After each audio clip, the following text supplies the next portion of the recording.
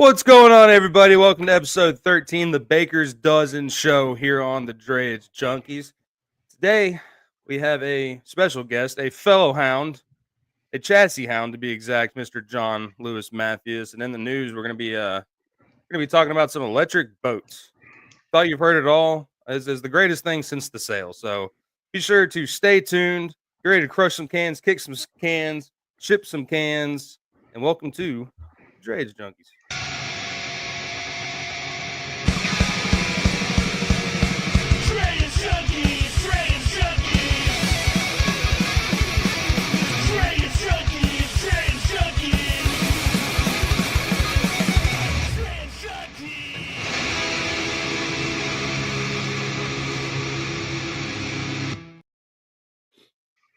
Mr. Talamo, how are we doing today?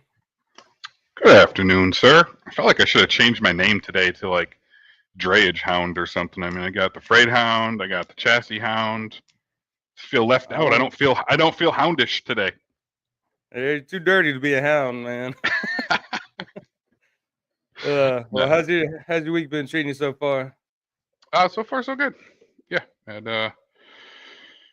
got a lot of stuff going on, and hopefully some more things coming. So, how about you, man? Been a good week. Been a little bit slow, but got some good things in the works.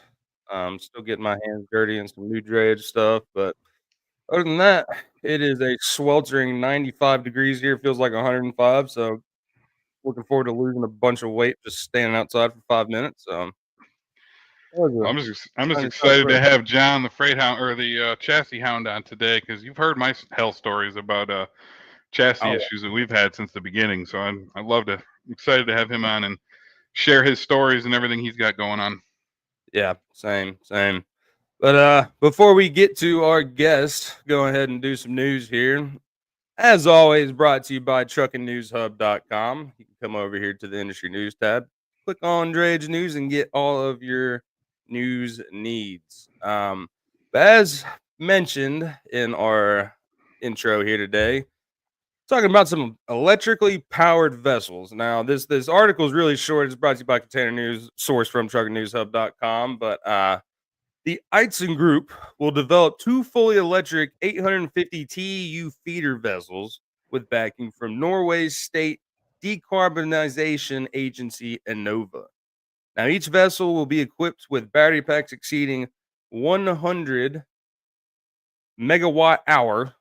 And if you want to know what that means, I have no idea what that meant, which it is a unit of energy, specifically the amount of energy produced or consumed at a rate of 1 megawatt for 1 hour.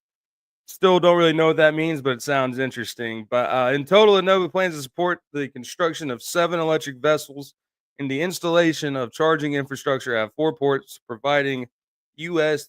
$31.6 million in subsidies to advance the country's maritime decarbonization goals. Very interesting. This kind of reminds me of when they, I don't know, it was a few years ago when someone came out and said, guys, we can just put sails on boats, just absolutely breaking news. I don't know. Now I'm waiting for the guy that's going to come up with the big boat that's got the big mass generator on there that's now going to go out in the middle of the ocean and recharge these things when they run out, kind of like you started seeing them with the semi trucks and stuff up and down the highways. Yeah, I was hoping that they would have a little bit more on this subject. I mean, I'd imagine it's probably just feeding, different ports or whatever, but I don't know. I'm definitely gonna have to keep up with this article here because, I mean, we're talking about America trying to get some electric vehicles here, and I haven't even thought about electric boats. Nonetheless, I mean, 850 TEUs, like that's still a lot of freaking weight just to be pushing around on a boat. Yeah. I don't know, but yeah, that's all we got. But everybody remember to go to truckingNewsHub.com and get all of your daily news needs made easy right at your fingertips. But yeah, Steve, you got anything else before we get to our guest? No, man, I'm ready for John. I'm excited to have this conversation today. All right, let's go. Well, ladies and gentlemen, Mr. John Luis Matheus.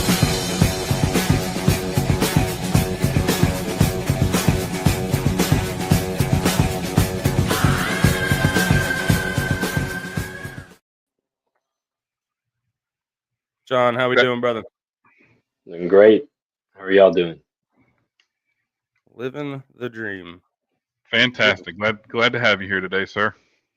Yeah, I'm glad to be on. I know when y'all launched it, and it's come a long way. You got your own music, your own intro. Everything looks good. Yeah, man. Appreciate that, sir. Absolutely. Yeah, and you're a part of it, man, from the beginning. You definitely saw it. Pushed a couple of guests our way, and well, we had to sharpen the edges before we got you on. Oh But, yeah, yeah. What is brought this? you on in the dumpster 13? days. The Baker's dozen show. It's important. It's better than 12. It's 13. All right. 13. Yeah, it's a good number. We've had some practice, but how you been, man? Been a long time since we've talked to you. Yeah, it's been a while. Yeah, been a lot of stuff going on in the world, obviously. So it's interesting to follow, see how it affects with each of us doing something a little bit different within the same field, but just trying to stay up to date on that and get business still rolling. So Absolutely. Well, I guess before we get into the chassis Hound, go ahead and give a little background to yourself and how you got to where you are today for those that don't know you. yeah, sure. So I've been in supply chain logistics for the past 13 years, different industries. Started off actually in oil and gas in Texas on the supply chain side of things. And then little by little got into automotive, and then from automotive got into truck engines and brokering equipment. So that'll come back to talk about the chassis, but I started brokering actually used diesel engines and components throughout Latin America and US and globally. So that's what got me into the trucking side of things. I've never been on the actual trucking side like y'all, if you will, but always on the equipment side. So any sort of equipment supplying. In terms of chassis, I first got exposed to chassis actually when I was at Ryder, and so we started renting out leasing chassis during the pandemic.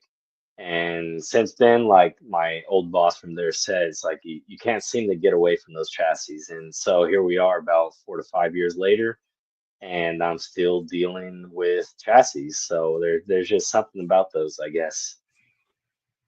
Keeps coming back. Yeah, will never went away. But yeah, so I've been on the leasing, renting side of chassis, selling side of chassis, and now with Chassis Hound is one of the things that I do. But it's practically brokering equipment, helping buyers find deals, and helping sellers, make some money on their old equipment. Hmm. So what So was you the? might. Go on, Steve. No, I was gonna say, so like a lot of the port chassis, like the not necessarily the rental ones that you see, like you get some of those and sell those, or not port chassis, but what's the container maintenance people and stuff like that reuse those containers. Yeah, so it could be from anyone really. Yesterday I got a call. I was actually trying to sell this guy in Texas some used chassis. So the chassis are up in Illinois. He needs them in Texas, but they're super hard to find and they're used in great condition. So I was trying to pitch him some chassis to buy, and then he was like, "Well, what if I need to sell off?" He has over 150 chassis, private owned. He's like, "What if I want to sell off some of my old ones?" I'm like, "Well, tell me what you got, what you want for them, and then I'll do the same thing on the flip side. Obviously, I'll put it into my buyer network and see if we can help you offset some chassis and bring in some used ones, but some of the ones that you actually need now. So it could be a small drayage company. It could be one of those container maintenance yards that also maintain the chassis.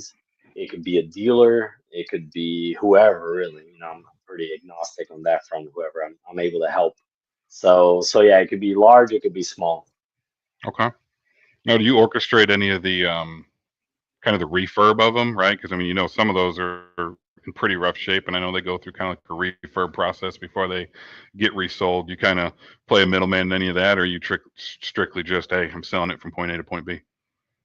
Just point A to point B. So it's more on the as is side of the Okay. equation. But I do have one. For example, last year I sold they were some 20, 40, 45 tandems. Pretty interesting. I think it was about 12 of them. And the buyer bought them and then he refurbed them, right, for Okay. his own leasing fleet. But me myself, It's as is, where is. You can go look at them, whatever you need to do in order to get comfortable with them. So yeah, I'm definitely not a mechanic of any sort or a refurb expert, so I stay away from that. I just find the deals.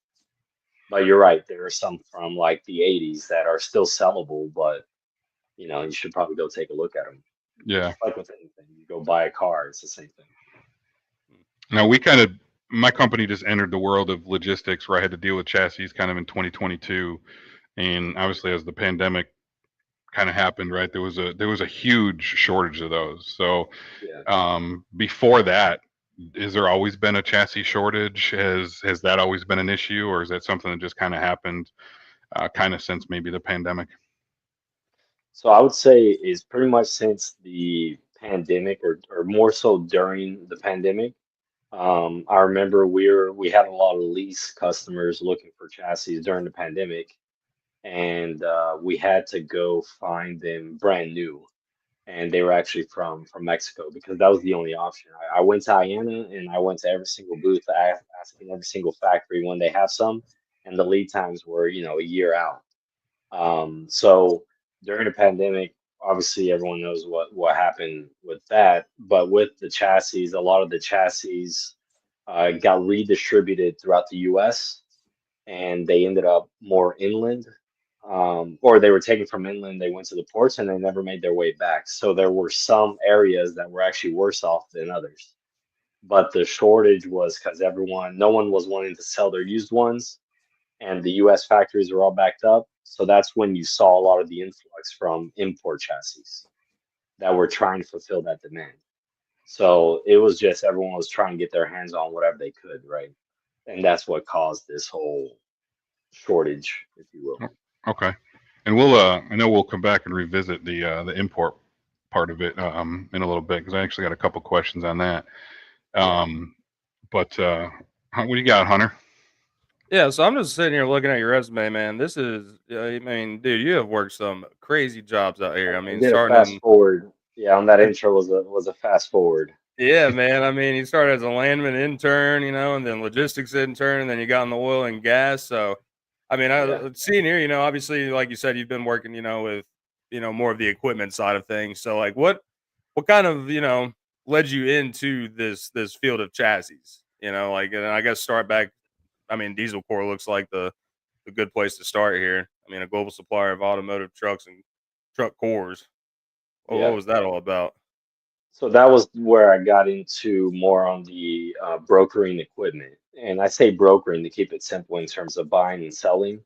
Mm, But like Diesel Corp, for example, great company, great guys. They're still around. They're a lot bigger than when I was there.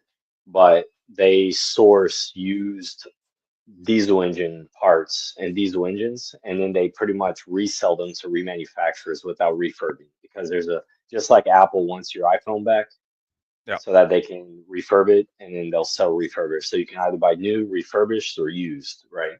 So it's the same thing with diesel parts, and actually a lot of car parts. So that's what kind of exposed me to the whole world of buying and selling used, right? So there was nothing new. So no brand new injectors, no brand new turbos. It was all just straight up used. So there's still a marketplace for that. It's you can call it the secondary market or the aftermarket or whatever. But it's pretty much there's a market for people who don't want to buy new, just like a Yeah. car as well, right? So that diesel core, I was there for a while, and that's what got me into this whole making the connection between who has used stuff for sale and who wants to buy used stuff. The chassis came about when I was at Ryder, and we were renting and leasing, of course, dry vans and flatbeds and trucks. And then I kept hearing chassis. So that's when I went after, the opportunity on chassis. Sniffed it out. Yeah. That's crazy. So, I mean, I guess how does that process start? I mean, you're John. You come to someone and say, "Hey, I'm the chassis hound." What does this process look like? I mean, I know you kind of dove into who you're going after, but I mean, what's that Yeah. process look like? Finding the sellers and the buyers and connecting those dots and making sure it's the right fit for everybody. So, I mean, I know you've contacted me a couple times, like saying, "Hey, man, I need someone with like 15 Yeah. triaxle, chassis." And I'm Right. like, okay, this looks like fun. And then I'm like, shit, this is Yeah. hard. They're not just out there hanging off trees. Yeah, exactly. It's since I've been doing it or I've been around chassis, if you will, for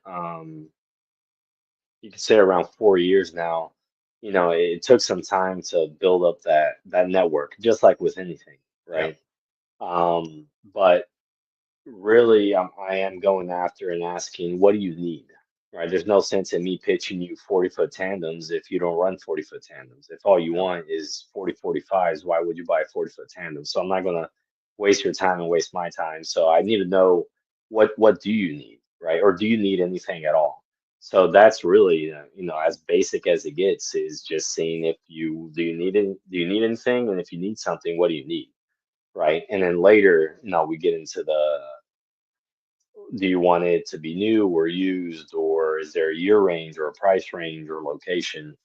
But I keep it pretty simple, man. When I call people, it's, hey, do you need any chassis? The hard part is you can't sell what you don't have, and you also can't sell what you can't find. So you could tell me you'll buy 1,020-foot triaxles, and I would love to sell you 1,020-foot triaxles used within your year range and price range. But if I can't find them, it doesn't really make that much of a difference. So the supply side is where which I do still send you, hey, if you hear of anything or whatever. But the supply side is where it's tough. Um, just like with anything, someone can tell you they want so many loads or so many services, but if you don't have the supply, you don't have the truckers, or you don't have the lanes, or you don't have the trucks or the chassis, it doesn't make a difference. So building that network up over 4 years is what helps me move a little bit quicker now than I did, when I first started. Right.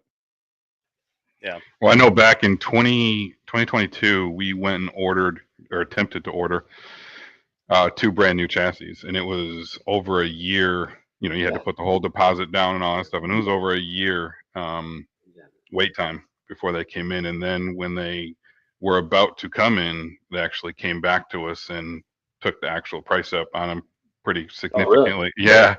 Yeah, pretty significantly. And but then they tried to sell us other stuff that we didn't have, or that we didn't necessarily need. But yeah, it was crazy. I mean, we experienced. So we do obviously use a lot of chassis pull stuff, and we my company mainly pulls out of the South Carolina ports, and Right. they used a certain company for the pool chassis here, and the way that their system was set up, John, it was a nightmare. And I don't know if you've probably heard me tell this story on either the lounge or even on here before, but you would have to go in at midnight and reserve the chassis that you needed for that day. Right. If you went in at 11:59 and reserved a chassis, it literally flipped itself back into inventory at midnight, and you had to go back in and reserve it.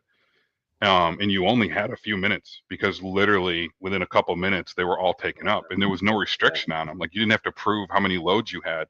So people would go in there and just reserve a whole bunch of them. You didn't pay for them until you actually picked them up. So it became this fake shortage, at least for the Charleston area, because there were tons of them sitting in the ports, but you couldn't go get them because the other companies hadn't released them yet.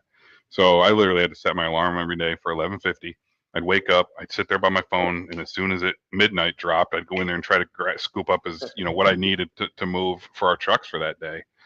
And then thankfully, the Charleston Port Authority decided to create their own chassis pool system, and they bought, which is where we can kind of talk a little bit more about this import piece of it.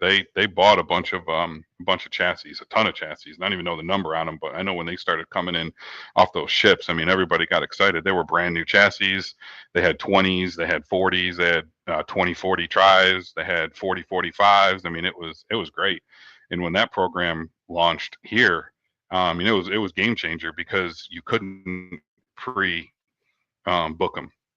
No, you could lease them from them directly, where you could have your own chassis. But for the rental program, it was when you pulled up to the gate, you put in what you needed and you went in and got it. So there wasn't any of this pre-reserving of them, which made it a game changer for this area. As everybody else in the country, both on the East Coast and the West Coast, were still struggling with chassis shortages. It was great. So I don't know if you know anything about about that program, or maybe if there's other areas in the country that have similar programs to that. Yeah, what's interesting is each port does a little bit different. I was talking to someone from one of the Florida ports last week, and that port in specific has no interest in having a chassis pool because then you gotta have someone maintain it, just like y'all do there. But for example, Virginia port has some gorgeous brand new chassis, and I think they actually got rid of all the old ones and they have brand new ones as well. But each port does it a little bit different. It just depends, who's going to manage these chassis. But from your perspective, once they implemented that, it made things a lot better, right? It's good for everyone. But again, I know it's a soft point for a lot of drayage guys in some parts of the country that get pretty much get screwed over on some charges from like super old crappy chassis. So that sucks. So is that helpful? I don't know. Is our newer chassis helpful? It sounds like it. It's just somebody is going to have to manage those, right?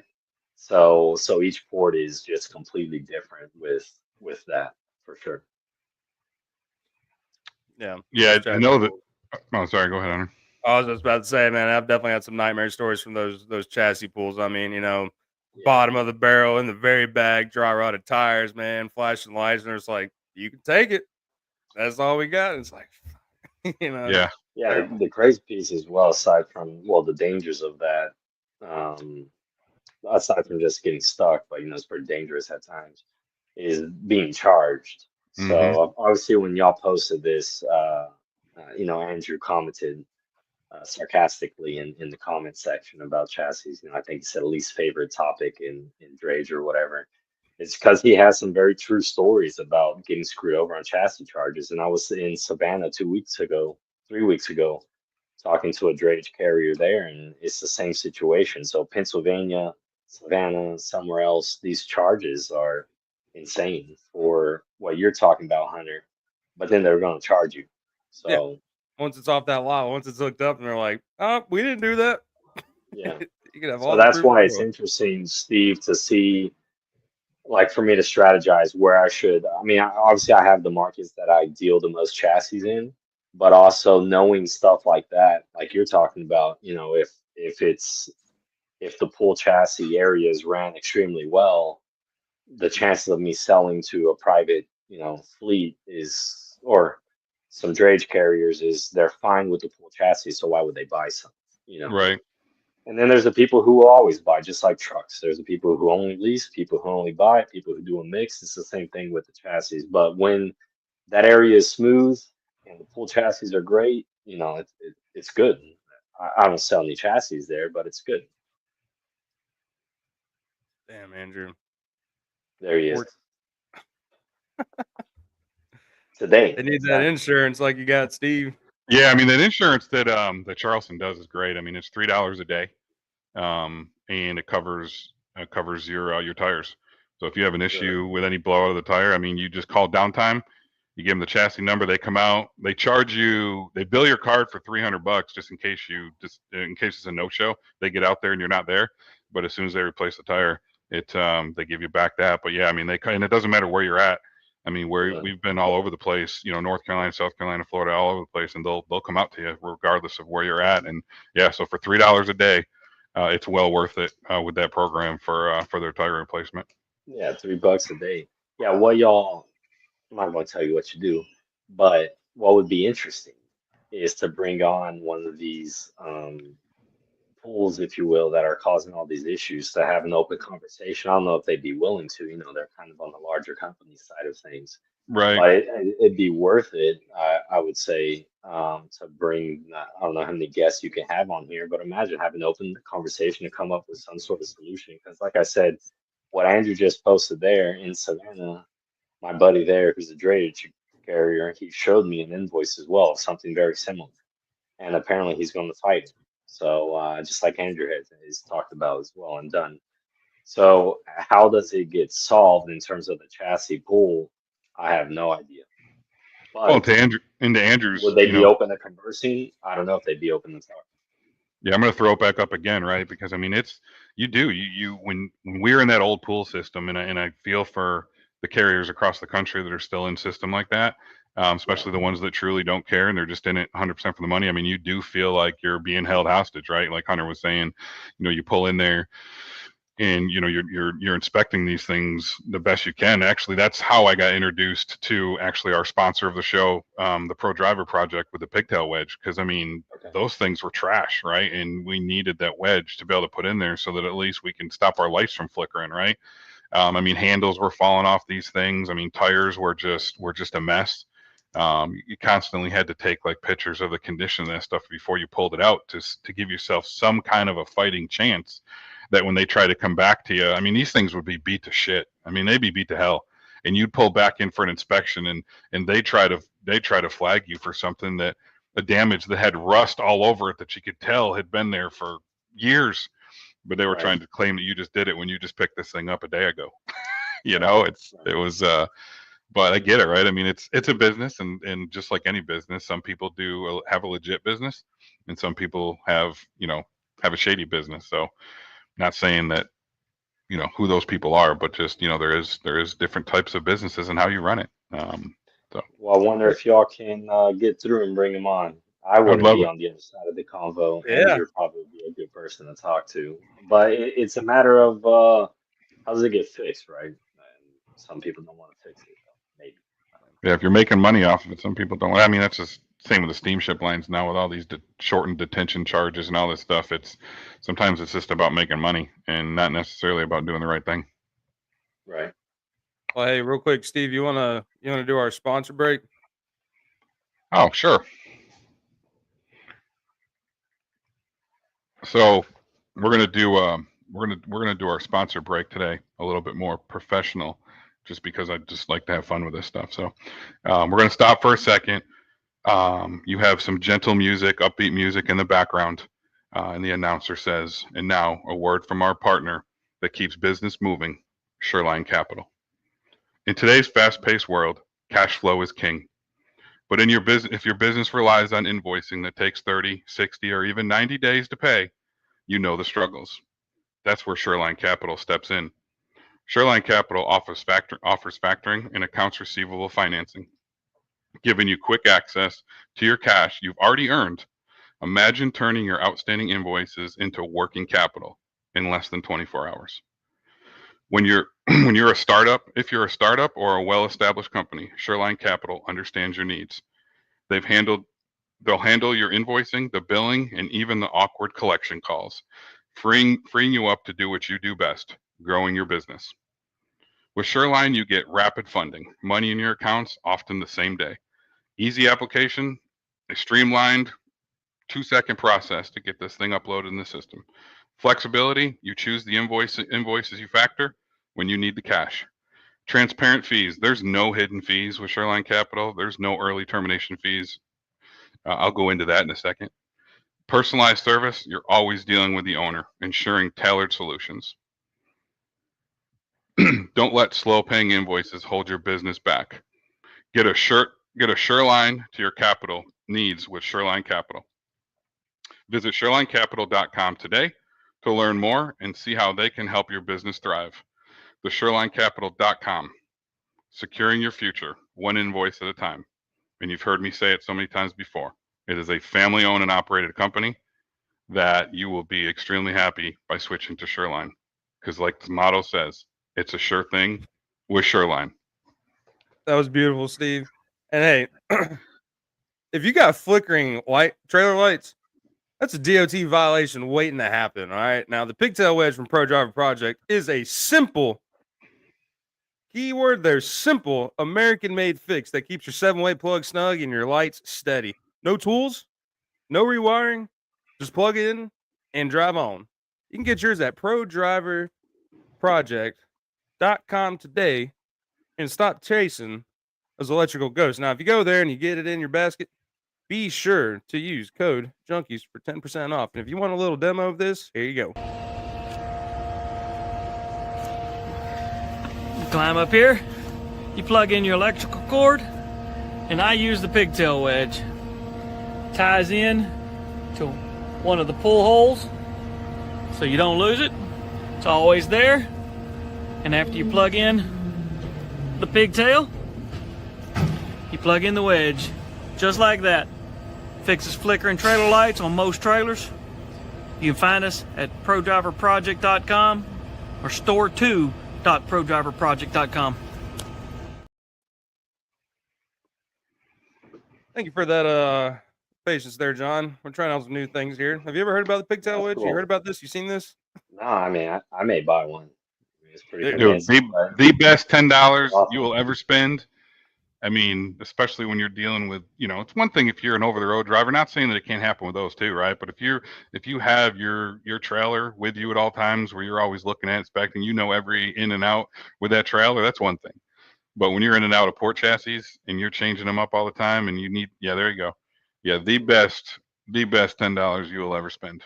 I mean, look how pliable this thing is. I mean, I can yank on and all kinds of stuff, man. It's great. Can't wait to have a truck to use it on. But all right, John, getting back to you, what's the craziest place that you've sourced chassis from? Like the wildest project that you've had to date as the Hound? The wildest project. If I could change it up a little bit, I think you may enjoy this more. With the diesel parts, I have some pretty crazy stories. But with the chassis, I think I learned from my crazy junkyard sourcing days to be sure I know where I'm going. But with the chassis, a story that's only happened once to me and once to this other gentleman I've been working with, and he's been doing it for over 30 years, was actually a chassis stack flip on the way to a customer. And I had never had that happen since then. And I had never seen it before. So it's not a, hey, where's the craziest place you sourced? But the craziest thing that happened when I was trying to deliver chassis from Savannah to Chicago was a whole stack flipping. Just flipped? On the turn. Yeah, on the turn. So that whole process sucked of being the middleman because, we're buying and selling, right? So the buyer didn't get his chassis. The truck driver is saying it wasn't his fault. And then we got to go back and see who was responsible for tying it down and all that. And then dealing with the tow yard for a couple weeks because they wanted, I think it was about $25,000. $25,000 for 2 weeks? Yeah. Well, the thing is, we didn't hear about, we didn't know what the situation was, right off the bat. So the truck driver just disappeared, and we were trying to get information on where the chassis were and all that. Then finally, the tow yard finally got a hold of us and was like, "Hey, we found you guys, and through some of the documents, and we believe these are yours." And then we had to hunt down the truck driver to try to get some information. So that was a crazy deal. Happened only one time, and we've moved chassis still to this day. But I have never had a stack flip like that before. And I'm not a truck driver, right? So, I mean, whose fault was it? And in a case like that, I would assume, just like anything really on those, I mean, it probably is the driver's responsibility, just like a flatbed load, right? To chain them. Yeah. I mean, I'm sure the customer, wherever they're selling them, I'm sure they load them, right? But just like anything else, those guys are moving. So it's instant to, yeah. Everybody always wants to push the blame on somebody.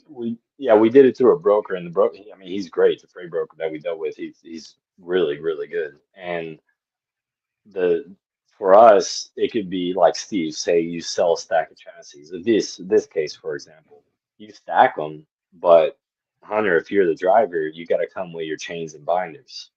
So you got to chain them down. So we don't ever chain them down for transport because we're not doing transport. Right. So the driver just went Dodge on y'all?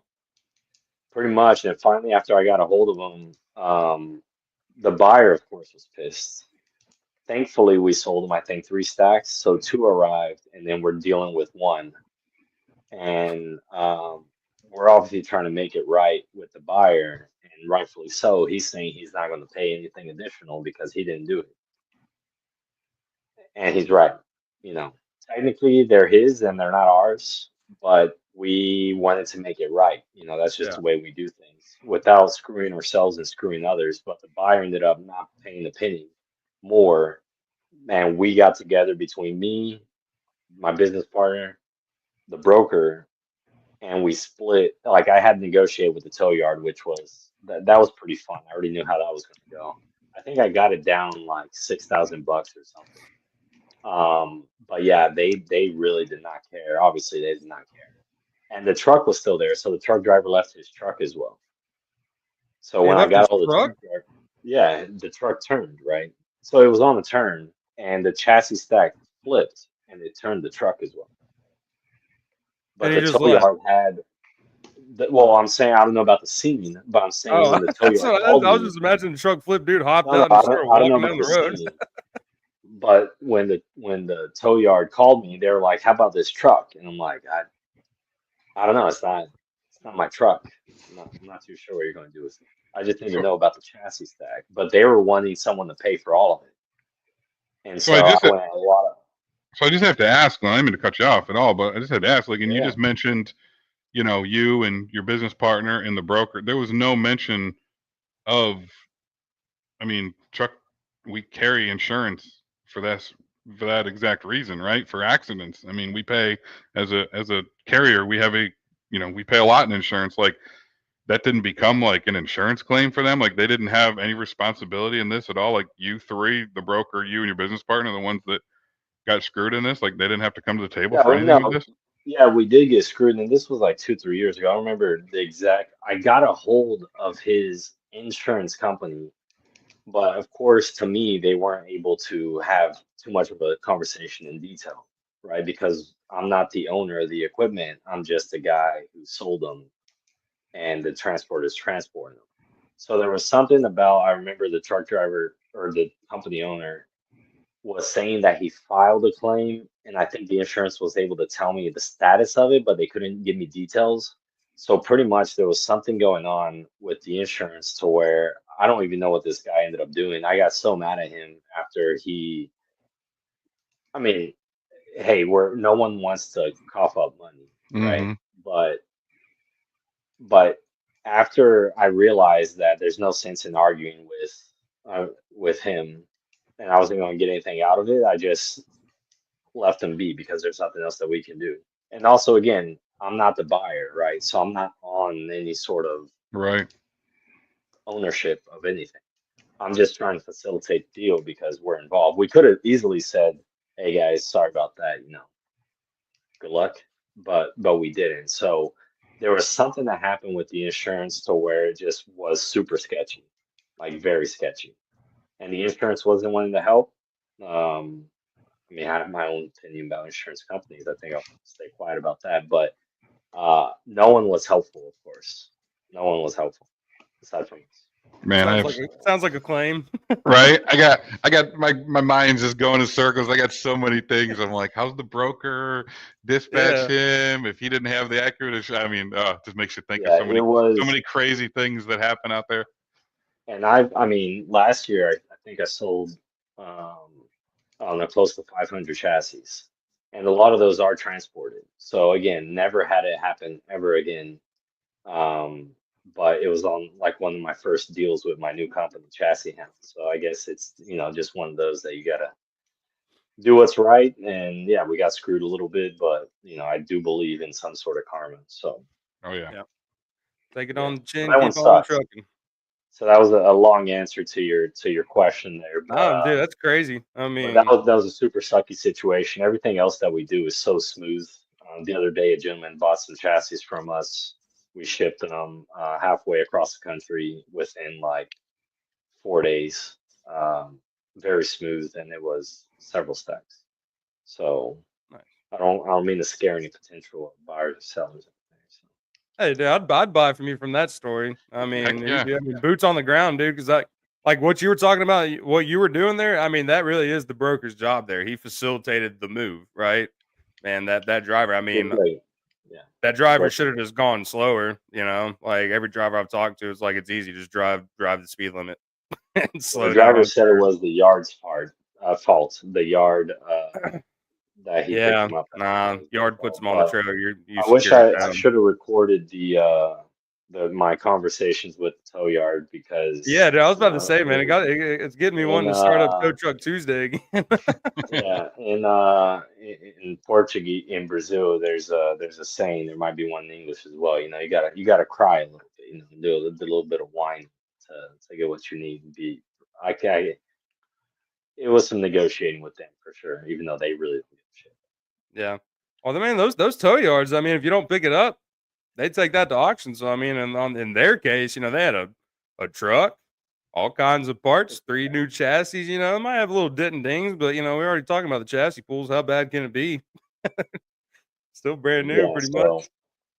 Yeah, so that was fun. That was fun. Sounds like it. So I guess, yeah, man, I want to hear something from the junkyard days. That sounds like a trip.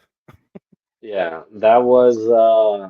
I mean, if you think about where I was buying parts, it was like from mechanics or from junkyards or scrap yards or recycling centers, but I was doing it in Latin America. So you'd go up, for example, we were in Guatemala and we were going to a junkyard where, the dollar goes a longer way in Latin America, especially at that time. And you would walk up to one of the junkyards and there's a guy in flip-flops and board shorts with a tank top and like some rifle that looked like it was from World War One. And you're like, all right, I don't know if this is actually, you do know this is the best place to buy used diesel engines, but you don't know what's going to happen, obviously, as you walk in. So everywhere I went, whether it was Colombia, Guatemala, Brazil, typically I went with somebody, because not many people travel across countries to buy this type of stuff in pretty sketchy yards. In Brazil, I was buying in the favelas, which are the slums. I did that one time. It was 2 days, and I never went back. It was some of the best purchasing I did of used diesel injectors because for the mechanics and for the junkyards, it was pretty much scrap. They didn't know the value in reselling them. So I bought really well, but I remember to this day, I had a driver from Rio in Brazil, and he was part of a mechanics group on WhatsApp. And after we made a few purchases, he played an audio for me of an audio saying, "Hey, there's a guy who's going around town buying up all the used diesel injectors. Nobody's selling anything else to him anymore." And I was like, "Yeah, I think it's my time to go back to the hotel." So again, I made some pretty damn good purchases, but I went into the slums of Rio to do it. There was a armored, if you think about one of those armored SWAT trucks, I have a picture here. It was outside, with bullet holes in it, and the guy was there to do a repair on his diesel engine. So it's called the Boppy, which is like the SWAT team. So after I saw that, I bought the parts. I walked out and I saw that armored, and I was like, "Yeah, I think that's the second sign that I should probably just take these diesel injectors and get out here." So like I said, with the chassis, I'm a little bit more calculated now. I have 2 kids and married and such. Before then, I really didn't care. I would show up in Colombia, Brazil, Guatemala, Mexico, and I'll just show up and try to buy what they thought was scrap, right? Damn. I just had a reseller for them. So I joked that I would wear all black and steel toes and my Cummins hat.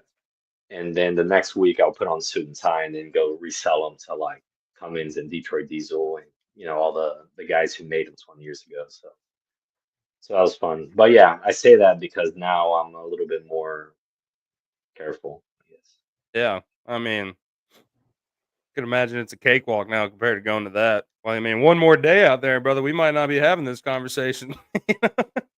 Yeah, I never went back to Rio to buy diesel parts.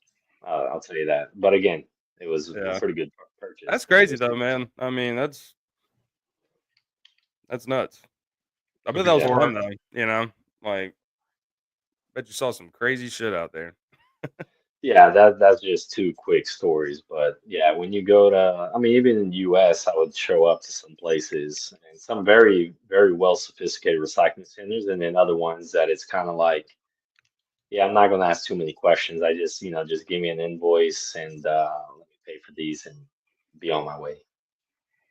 I'm gonna go Google John's name and see if Junkyard Hound shows up somewhere. Hey, that would be a pretty good name. That would be a good name. Um, Yeah, it was fun.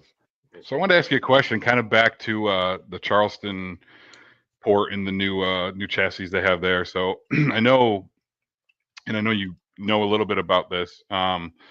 They had a whole bunch of chassis come in, and obviously all the drivers got like super excited over it. And then at one point we saw a whole bunch of them just sitting in a yard in a field, and they couldn't do anything with it. And we understand it had something to do with the way the tariffs or whatever was handled when they came in. And I know I think were involved in moving some of them for them around. Can you share anything on that? Yeah, so I mean, you're in Charleston, and if you go out and drive by the port, you're still going to see these beautiful blue chassis stacked up, right? I don't know how many there are that's left, but I think it's close to 2,000.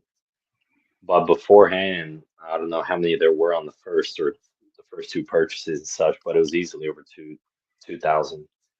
And what ended up happening was the anti-dumping law. So supposedly they said it was from a certain country, let's say Vietnam, which Vietnam is on the chassis, but majority of the parts, or I forget the percentage and such, was actually from China. And it was during the anti-dumping, like they were pretty strict about it.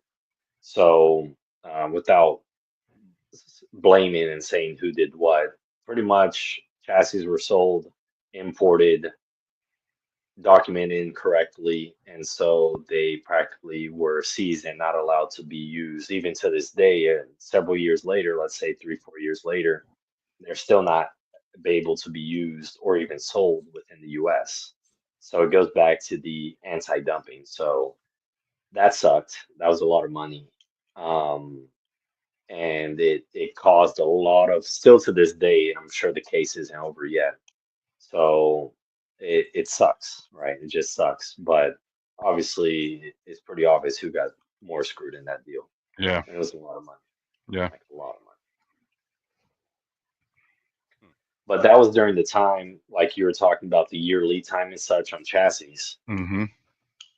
What you'll notice, even to this day, there's a lot of stuff going on. Even like, I think the Canada case just got resolved, but there was a case between a few US manufacturers and then importers of chassis as well. So the pandemic is kind of what opened up the doors a little bit more. When you couldn't buy in the US, Mexico was bringing in a lot of chassis, and then chassis were coming in again they were always coming in. It's just different countries started getting involved. So to this day, there's a big fight still about chassis being imported and such. And I know Dionysio's in the chat, in the comment. Great guy, great company, and I'm sure he has a lot of say into that situation. But what happened in Charleston is just one example of even what's an ongoing fight between U.S. manufacturers and foreign manufacturers. So to some people, that's a pretty sensitive topic, but it's Is this who you're yeah. talking about? Yeah. So he's with GG Trailers. Um, he's based in Mexico, and they have a very high quality chassis, and he did not pay me to say that. But what I'm getting to is, even if you Google to this day, you're going to see some, even with anything, not just chassis, but there's a big fight to this day about U.S. factories wanting to be protected from all these importers that started importing chassis that really opened up during the pandemic. Again, chassis were always brought in, but the pandemic and those lead times opened up the foreign market like drastically, especially Texas, California, being so close to Mexico. There was a lot of there still is a lot of Mexican chassis. Yeah, I could definitely see that in Houston. I mean, especially during the pandemic, when LA and Oakland started getting just absolutely swamped. Everybody Yeah. started moving to Houston there. So, huh. So who are like some of the major, chassis manufacturers here in the U.S. and like why do you think that were? Because I haven't really done too much research on it, but like where did that shortage come from? I mean, was it just like materials, or just couldn't produce them in time, or these other countries just had them sitting wayside? Yeah, it was a lot of factors during that time because as y'all know, and especially you, Steve, is if you don't move that container quick enough, it sits on top of the chassis, Yeah. right? So now you're one less chassis from being able to run your other containers. So during the pandemic, it was just a huge mess with obviously everything going on to where there was a shortage on warehousing, there was a shortage on yard space, there was a shortage on chassis, there was a shortage on everything. But the chassis, if you have that container on top and you can't deliver it or take it back to the port or whatever, then you lost the chassis. Now multiply that by whatever you want to multiply that by. That's going to give you the shortage, right? Which gives you those lead times that Steve mentioned. And I'm not wanting to sell off my used ones. So there's no market aside from going to, for example, in that case, Mexico was a pretty big option for a lot of people because a lot of the Mexican manufacturers were making dry vans and flatbeds and dump trailers. They were already making it. They just started making the intermodal chassis instead, or in addition to, should I say. So Yeah, and that was one of the big things that was happening around here, right? Because I mean, as containers were coming in, there was so many coming in one time, and the rates were insane, and people didn't want to give up that money, so they were literally just getting chassis, and like you said, they were putting containers on there, and they were just storing these things everywhere. Exactly. So it was like, people wanted to get their own, the ones that were moving their freight that they weren't necessarily storing, so they didn't have to deal with that shortage piece of it. But then we come into, Yeah.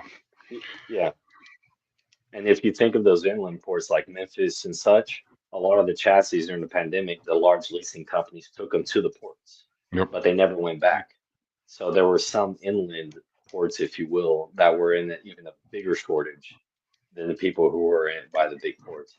And you see Dionisio, he made a comment now about the anti-dumping. Yeah, there's still cases going on right now. So Yeah, to your point about the inland ports, like people were literally driving, especially here, and I know the Carolinas, there wasn't really restrictions on pulling a chassis from an inland port and using it to pick up a container at that port. So literally, people would drive all the way up to those inland ports to get chassis, literally just to bring them back to the port. yeah, To be able to the marine port just to be able to pick up containers, and like you said, and at that point they kept them, and then and then you had big companies, like the Walmarts and the Amazons of the world. yeah. That, I mean, you drive by those yards even today. I mean, there's hundreds and hundreds of chassis and containers sitting in a lot of those big depots and stuff. So, you had that going on as well. Yeah, and what's interesting with that is a lot of people don't know, but I don't remember the exact year, but if you think about, I don't know, maybe 13 years ago, the chassis actually were all owned and operated by the steamship lines. So it wasn't too long ago that the trucker didn't have to worry about, where to get a chassis, where to source a chassis. He was just doing the move. And then 12, 13 years ago, the steamship lines said they don't want to deal with chassis anymore. And some of those fleets were actually just spun off into some of the largest leasing companies of chassis that we have to this day.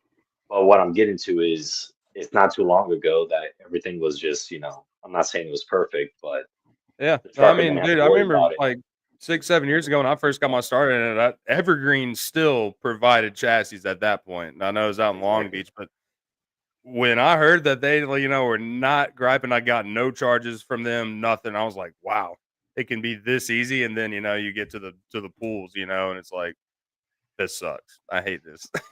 Well, it's Yeah. funny. MSC and Evergreen are still two of the steamship lines right now that, like when we pick up any Evergreen load, and probably about 80% of our MSC loads, we don't even get billed for it. The only thing I get Yeah. billed for is that insurance, at $3 a day insurance. The actual chassis fee itself gets billed directly to the steamship line, the way they have their contracts set up. Well, that's good to know.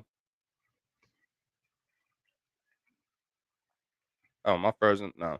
All right. So, John, we're getting to this hour point. I want you to answer this question. All right. And those who are listening, in today's drayage environment, if you had a blank slate to redesign chassis and choose every component, what one thing would you change? And what's one thing you'd absolutely keep as is and why? So I'm going to answer it from the equipment supplier standpoint. Again, I'm sure y'all and definitely Steve can answer it from like the operator side. But from talking to so many drayage carriers in different parts of the nation, one thing that I would really emphasize on, probably not a component, but probably just the design, is to always make it versatile. So like the 2040 city combo is what, if you give me some used ones, and I guess this is a little plug, give me some used ones, I can probably move them pretty quick and everybody wins in any part of the country because everyone's loving those, right?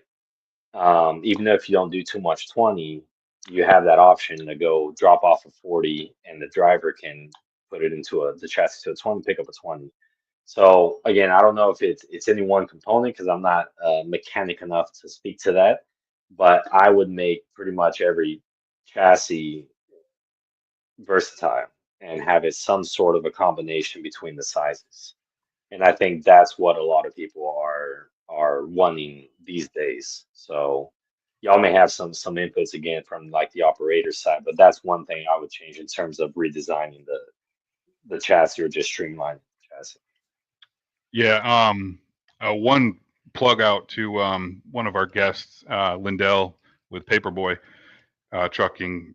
He actually, when he got into actually leasing his chassis fleet, to your point, he made sure that he leased the 2040 triaxle. So everyone that he leases is the 2040 triaxle for that reason, right? Because it's versatile from he can do 220s, 120, or 40, and then he can get into overweight with as well. So I definitely agree with your statement on that one. The one change I think that I would like to see is, can you make these air ride to where you can drop the suspension on them, kind of the same way you do like with the dry vans or whatever. And the reason I say that is because sometimes you get to docks and the chassis and the containers are too high, and the customer's like, "Oh, I need you to lower that." Yeah, that's not an option, right? And sometimes it can get tricky based on the docks. I mean, we delivered a Land Rover one time, and luckily it was, it was a higher vehicle, but we would have struggled a little bit and needed a different ramp if that was a lower car, say like a sports car like a Corvette or something that was in there, because of the difference between that particular dock that we had to unload it from. It was challenging. So I would say kind of some kind of an air ride system, or even maybe just a tad bit lower would be one thing that I think would be helpful. Nice. That's a good point. I totally agree with you guys.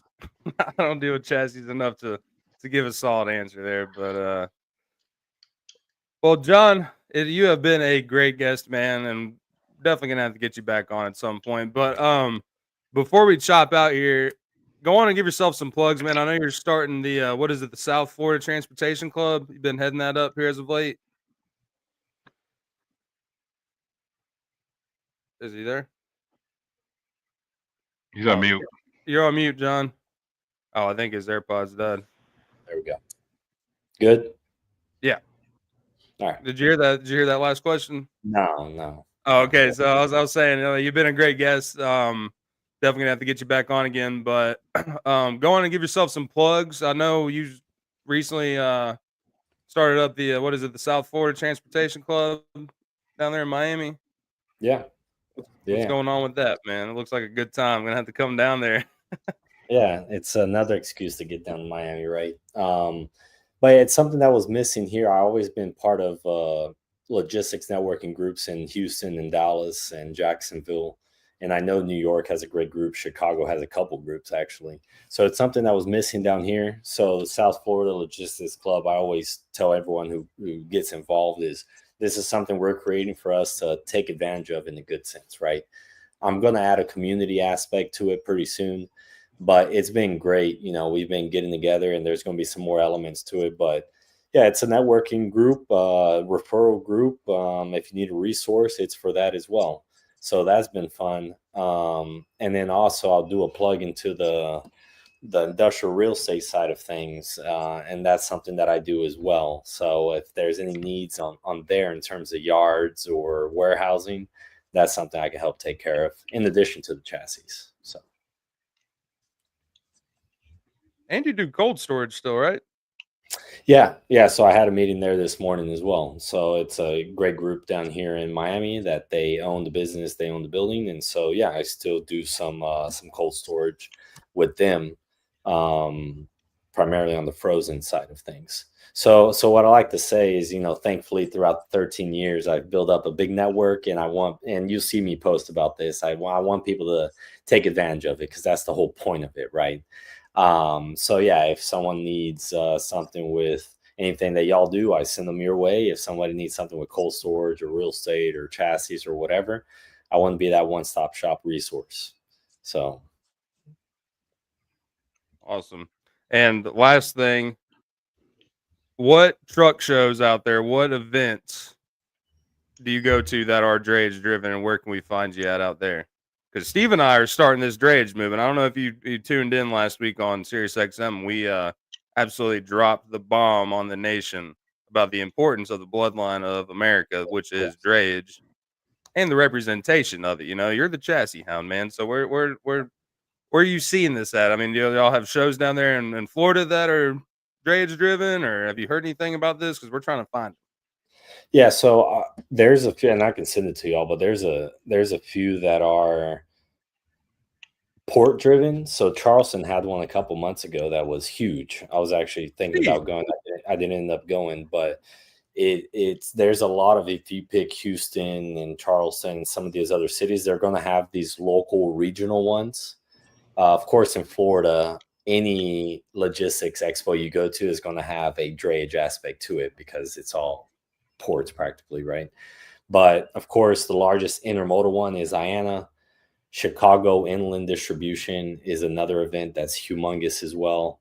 But it depends on the regions, what you want to deal with. But if you search for local regional events, then you're going to find some pretty good. Maybe it's going to be talking about like import, export, port driven, but that's where the drayage comes in anyway, right? The container leaves that way, if not on rail. Steve, I can't believe there was one in Charleston and you didn't even know about it. It was a couple months ago. I forgot the name of it, but I'm pretty sure I posted about that, sir. I'm pretty sure I shared it on either my personal one or on Drayage Junkies. I forgot the name of it. You know what I'm talking about, Steve. I forgot the name of it, but it's humongous. So I'm sure if people are in Georgia, they can look at, Georgia events and they're going to find something container import export related. Houston as well, Chicago. But yeah, IANA, of course, is hopefully they'll give me a free pass. As I mentioned this, IANA, by the way, no, I'm just joking. Yeah, right. But IANA is one of the most well-known intermodal ones, right? That one I've been to for the past couple of years. Is that the one that's out in California? Yeah, in Long Beach. Yeah. No, I wish it was maybe Texas or Miami, but yeah, it's in Long Beach. All right, Steve, mark the calendars. We're going to California. Road trip. That might be one I'm not going to go with. I'm not a big fan of California. I might have to skip that. All right, come on now. Hey. California's pretty cool. All right. I'm just kidding. Just don't live there. I'm just kidding. Yeah.